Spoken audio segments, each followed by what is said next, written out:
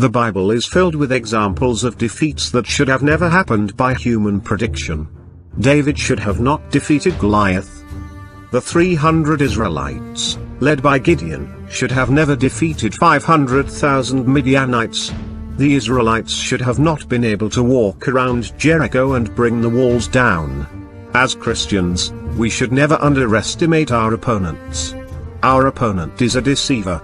In Genesis 3, Satan entered the body of a snake and came to Eve in the garden and questioned the authenticity of God's word. He said to the woman, "Did God actually say, 'You shall not eat of any tree in the garden'?" Later, after she took of the fruit, she admitted she had been deceived. The serpent deceived her into thinking that eating from this tree, a sin in God's sight, was not sin. The serpent was able to make Eve believe things were better than they really are, so she might do something she wouldn't never otherwise done. Have you ever heard of this common way the Eskimos will catch a wolf trying to stalk their livestock? What the Eskimo can do is coat a knife blade with animal blood and then allow it to freeze. Then he will add another layer of blood, and another, until the blade is completely concealed by frozen blood. Next, the Eskimo will place his knife in the ground with the blade up. When a wolf follows his sensitive nose to the source of the scene and discovers the bait, he licks it, tasting the fresh frozen blood. The wolf will lick faster and faster, lapping the blade until the keen edge is bare. So great becomes the wolf's craving for blood that the wolf will not notice the razor-sharp sting of the naked blade on his own tongue, nor does he recognize the instant at which his insatiable thirst is being satisfied by his own warm blood.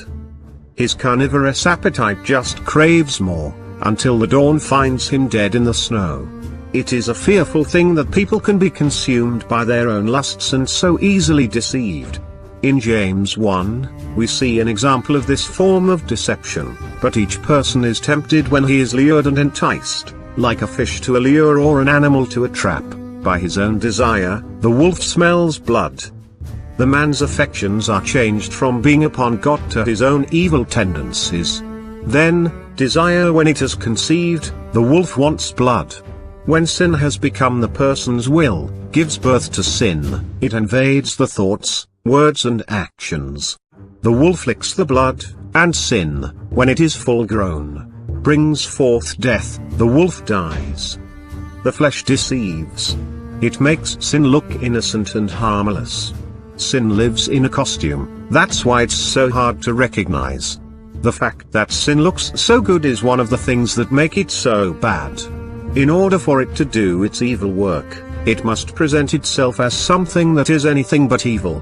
Life in a fallen world is like attending the ultimate masquerade party. Impatient yelling wears the costume of a zeal for truth. Lust can masquerade as a love for beauty. Gossip does its evil work by living in the costume of concern and prayer. Craving for power and control wears the mask of biblical leadership. Fear of man gets dressed up as a servant heart. The pride of always being right masquerades as a love for biblical wisdom. Evil simply doesn't present itself as evil, which is part of its draw. You'll never understand sin's sleight of hand until you acknowledge that the DNA of sin is deception. Now, what this means personally is that as sinners we are all very committed and gifted self-swindlers. We're all too skilled at looking at our own wrong and seeing good. Sin rarely seems like sin when we first see it. Not only will the flesh put a bloody knife out for you to enjoy, but it will disguise it to look like something else. It could even make sin look like obedience or just an action with little or no serious consequences. It makes the label seem harmless when it's more dangerous than poison.